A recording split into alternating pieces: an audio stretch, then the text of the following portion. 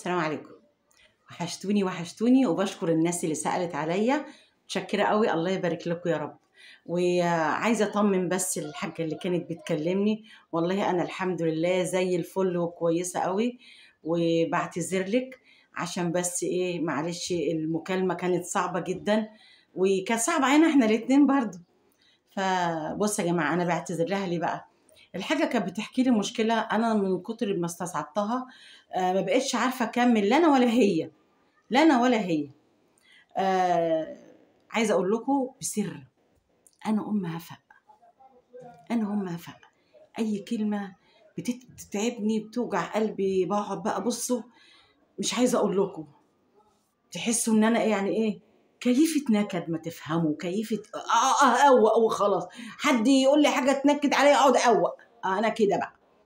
المهم، الحاجة بتقول لي إن هي عندها 62 سنة، كان معاها 4 أولاد، اتجوزوا 3 وفاضل أصغر بنت عندها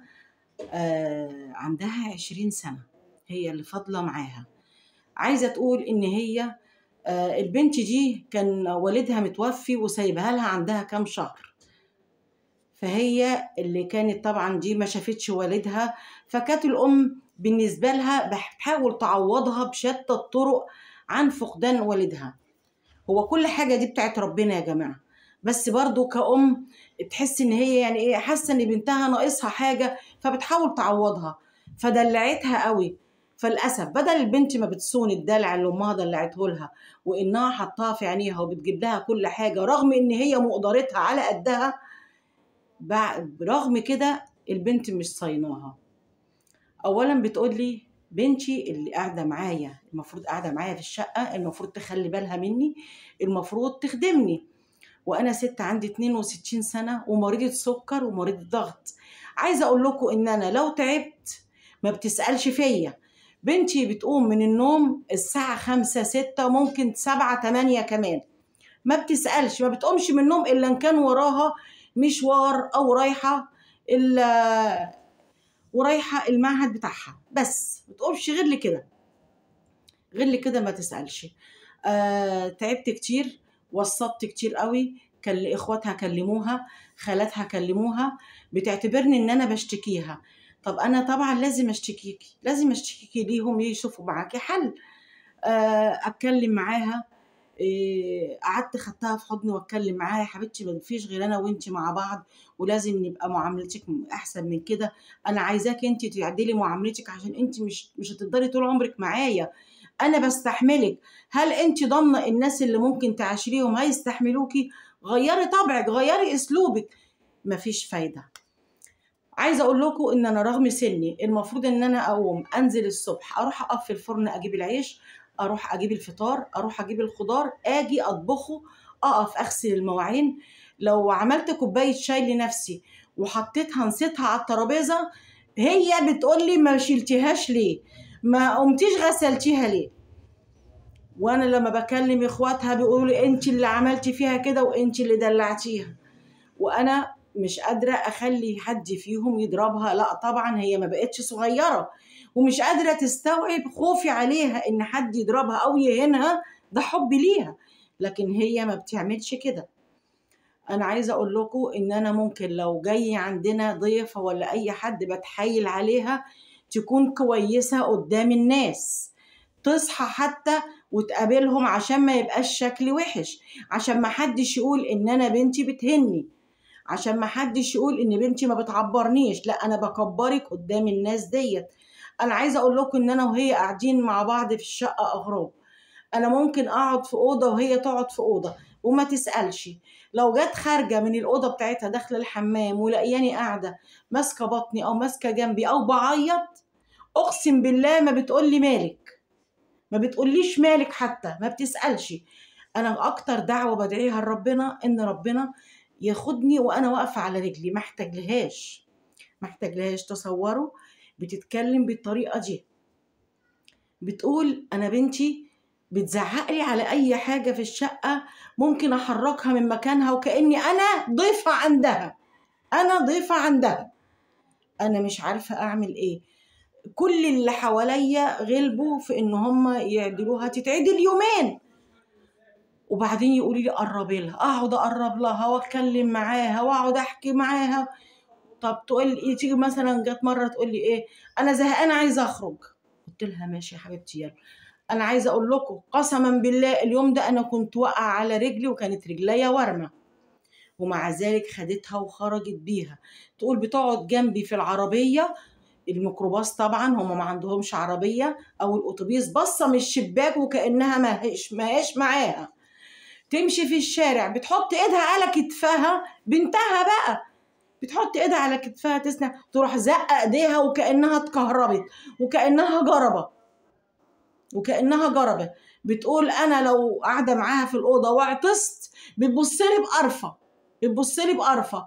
لو عندي برد وماسكه المنديل مسحت بيه المنديل نفيت فيه، يا جدعان ده احنا بشر، نفيت في المنديل تروح قايله لي شيل المنديل ده من هنا. هو انت خلاص كده يعني مش قادره تقدري ان انا امك؟ مش قادره تقدريها خالص؟ انا عايزه اقول لكم اللي وجع قلبي صح وخلاني ما قدرتش اكمل المكالمه مع الست، ان هي بتقول لي ان هي جايه من الشارع، جايه جري وعايزه تدخل الحمام، راحت موقفاها تقول لها اقلعي الكوتشي اللي في رجلك، يلاقي الكوتشي اللي في رجلك عشان المكتة فاتحه. يا بنت اوعي، يا بنت اوعي، عايزه اخش الحمام، اوعي لي وسعي لي بسرعه. اقلعي الكوتشي، اقلعي الكوتشي، انا بتعب في غسل المكت. الامها تقول لها سيبيها انا هغسلها وسعي، مش عايزه تسيبها. راحت الام زقتها ودخلت على الحمام. بتقول انا دخلت على الحمام وهي بره بقت واقفه في الطرقه تتنطط وتصرخ، وحرام عليك انت داخله الحمام. الام بتقول انا قعدت في الحمام انهارت من العياط.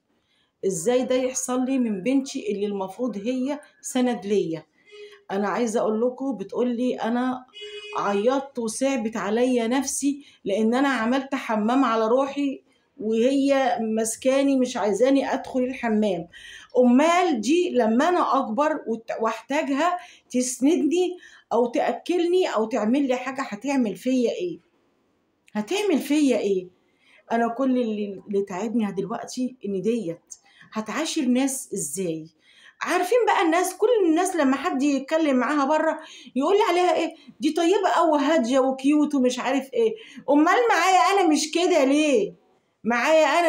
ليه؟ مش عارفه هي بتعمل كده ليه. انا ما قدرتش اكمل المكالمه مع الست لان انا صعبت عليا. إيه اللي بتعمله ده؟ ازاي يبقى انت عامله كل ده، وازاي انت بدلعيها وبتجيبي لها اللي هي عايزاه، وازاي انت واقفه جنبها كده ومنع حتى اخواتها ان هم يأدبوها ويمد ايدهم عليها. وعلى فكره الام بتقول لي انا في طبعي جامده، يعني انا ممكن امسكها اضربها، بس انا بقول ايه يعني اضربها ازاي وهي بقت طولي، وهي اللي مش قادره تحس كده، وهي اللي قادره تحس بامها ولا قادره يعني تقول ايه، بس تتعامل معاها معامله بني ادمين. وبعدين دايما بتقول له ما انت بتعاملي الناس احسن مني. بتقول لها يا حبيبتي انا بعاملهم زي ما هم بيعاملوني، انت لو عاملتيني زيهم انا هحطك في عينيا.